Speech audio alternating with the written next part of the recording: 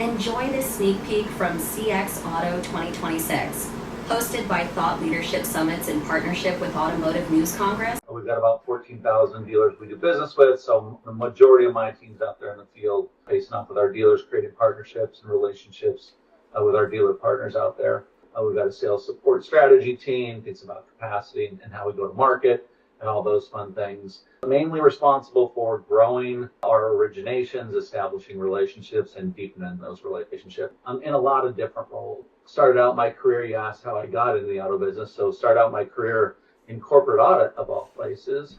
And the indirect auto space became my client, sort of fell in love with the business, moved over to the business, and then kind of started my auto career from there. So I've done a variety of things, a lot of the credit risk side first originally, then ran origination centers, did underwriting, booking, funding, those types of things, and then been in national sales roles since about 2015. In terms of Wells Fargo, what areas of auto, for those people who don't know, does Wells Fargo sort of play in the auto side of things? Yeah.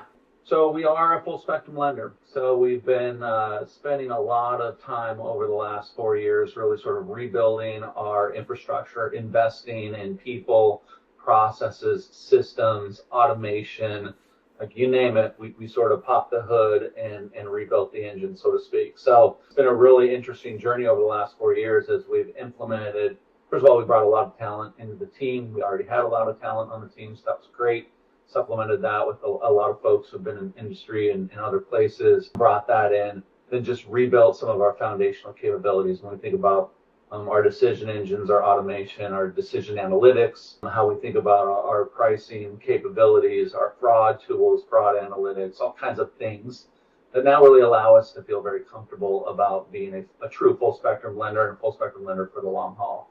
So we'll go down. We won't dip into real deep subprime, but we'll go into the sort of the upper part of subprime and all the way through up into super prime. And so we really want to hit both ends of the spectrum and be really good all the way throughout.